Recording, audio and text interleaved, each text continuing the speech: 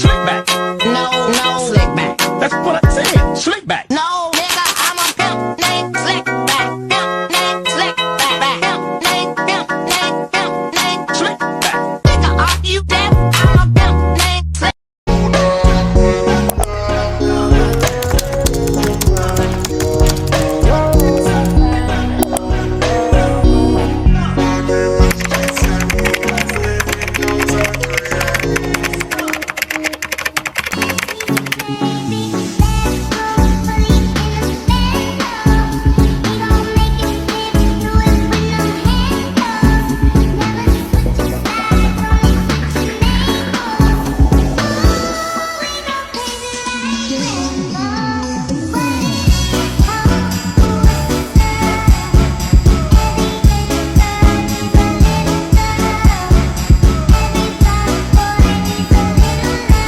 Di sini saya akan membahas tentang jurnal umum perusahaan jasa.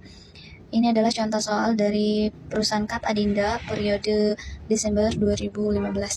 Kita lihat di transaksi pertama, tanggal 3 Desember 2015, Tuan Adinda menyetorkan modalnya sebesar 20 juta untuk menjalankan usahanya. Dalam kasus ini, Tuan Adinda menyetorkan modalnya sebesar 20 juta rupiah pada tanggal 3 Desember 2015, berarti ada penambahan modal sebesar kas yang diinvestasikan. Jurnal umumnya, Desember tanggal 3, kas adanya di debit dan modal adanya di kredit. Akun kas adalah akun aset yang meningkat karena adanya penyetoran modal. Oleh karena itu, akun kas dicatat di kolom debit dan akun modal adalah akun ekuitas pemilik yang juga meningkat karena adanya penyetoran modal. Oleh karena itu, akun modal adanya di kredit. Transaksi selanjutnya, pada tanggal 4 Desember 2015, Kat Adinda memberikan jasa kepada kliennya dengan menerima kas sebesar 6 juta rupiah. Ini berarti ada peningkatan aset dan pendapatan dari jasa yang diberikan. Jurnal umumnya, Desember tanggal 4, kas adanya di debit dan pendapatan jasa adanya di kredit. Akun kas adalah akun aset yang meningkat karena adanya penerimaan kas dari jasa yang diberikan. Oleh karena itu, akun kas dicatatnya di kolom debit. Akun pendapatan jasa adalah akun pendapatan yang juga meningkat karena adanya jasa yang diberikan. Oleh karena itu, akun pendapatan jasa dicatatnya di kolom kredit. Transaksi selanjutnya itu pada tanggal 7 Desember 2015, Kat Adinda memberikan pada kliennya tetapi belum menerima uangnya sebesar 2.400.000. Ini berarti ada peningkatan aset dan pendapatan dari jasa yang diberikan, tetapi juga ada peningkatan piutang dari klien yang belum membayar. Jurnalnya tanggal 7 Desember, piutang usaha adanya di debit dan pendapatan jasa adanya di kredit. Piutang usaha adalah akun aset yang meningkat karena adanya jasa yang diberikan tetapi belum dibayar oleh klien. Oleh karena itu, akun piutang usaha dicatatnya di kolom debit. Akun pendapatan jasa adalah akun pendapatan yang jasa meningkat karena adanya jasa yang diberikan. Oleh karena itu, akun pendapatan jasa dicatatnya di kredit. Transaksi selanjutnya, pada tanggal 10 Desember 2015, Kat Adinda membayar tunai beban sewa kantor senilai 1.800.000, gaji karyawan Rp 3 juta, dan telepon dan listrik sebesar 1 juta rupiah. Ini berarti ada pengurangan aset dan beban dari pembayaran tunai. Jurnal umumnya, Desember tanggal 10, beban sewa adanya di debit, beban gaji adanya di debit, beban telepon dan listrik adanya di debit, dan kas adanya di kredit. Akun beban yang meningkat karena adanya pembayaran tunai. Oleh karenanya, akun-akun ini dicatatnya di kolom debit. Kas adalah akun aset yang berkurang karena adanya pembayaran tunai. Oleh karenanya, akun kas dicatatnya di kolom kredit. Oke, transaksi selanjutnya yaitu tanggal 12 Desember 2015, dibeli kertas dan perlengkapan lainnya sebesar Rp2.400.000. Transaksi ini menunjukkan bahwa perusahaan membeli kertas dan perlengkapan lainnya dengan menggunakan uang tunai. Desember tanggal 12, perlengkapan adanya di debit dan kas adanya di kredit. Dalam soal ini, akun perlengkapan termasuk dalam kategori aset, sedangkan kas termasuk aset lancar. Aset bertambah di debit dan berkurang di kredit, sehingga akun perlengkapan adanya di debit dan kas adanya di kredit. Transaksi selanjutnya itu tanggal 15 Desember 2015, dibeli peralatan kantor secara kredit dari PT Utama sebesar Rp3.600.000. Transaksi ini berarti menunjukkan bahwa perusahaan membeli peralatan kantor secara kredit dari PT Utama dan memiliki kewajiban untuk membayar di kemudian hari.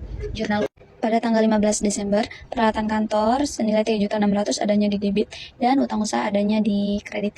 Peralatan kantor termasuk kategori aset tetap, sedangkan utang usaha termasuk kewajiban lancar.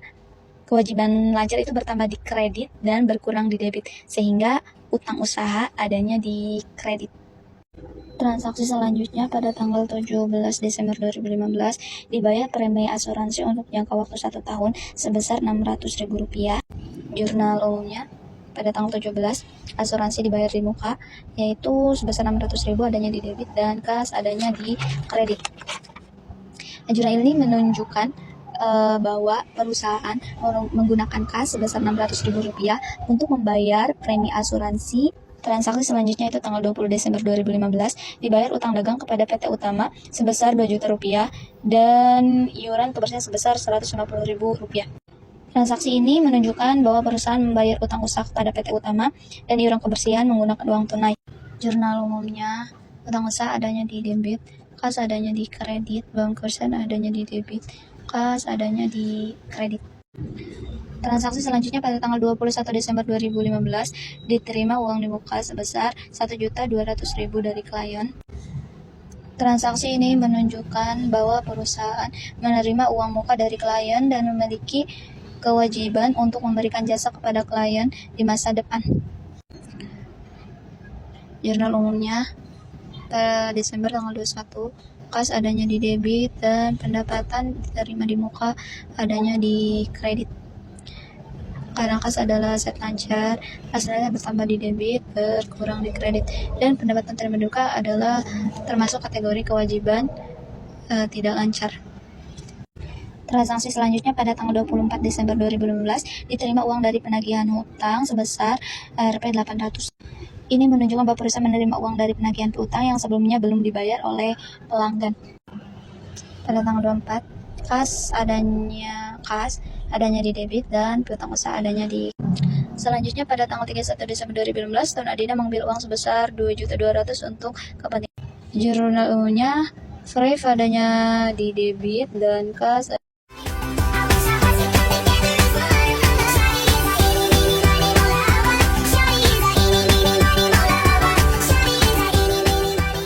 Setelah kita mencatat jurnal umum, kita posting ke buku besar. Ini adalah buku besar dari perusahaan Kap Adinda, di mana buku besar itu ada aset, kewajiban, ekuitas, dan pendapatan dan beban. Di mana yang termasuk aset itu kas, piutang usaha, perlengkapan, asuransi dibayar di muka. Yang paling kewajiban yaitu utang usaha, pendapatan terima di muka. Yang termasuk ekuitas itu modal dan Frave. Terakhir pendapatan dan beban yaitu pendapatan sama beban-beban seperti beban jasa, beban sewa, gaji, listrik, telepon, dan beban kebersihan. Nah, dari jurnal yang sudah kita catat sebelumnya, kita lihat kas itu tulis semua akun kas dan jumlahkan, di mana di sini akun kas debit itu senilai 28 juta dan kreditnya itu senilai 13.150.000, sehingga saldo debit itu 14.850.000. Nah, akun-akun ini sama, pencatatan akun ini dari jurnal umum. Kita tinggal pindahkan dan kita jumlahkan hasilnya di buku besar ini. Nah, setelah buku besar sudah selesai, akun-akun di buku besar ini selanjutnya kita catat di neraca saldo. Ini adalah neraca saldo dari perusahaan Kap Adinda periode Desember 2015. Ini adalah daftar semua akun buku besar beserta saldo akhirnya. Nah, tujuan dari neraca saldo ini itu untuk melihat apakah total debit dan kredit itu sama. Jika misalnya belum sama, berarti ada kesalahan ketika pencatatan di buku besar ataupun di jurnal umumnya. Terima kasih. Di sini total kredit dan debit itu seimbang.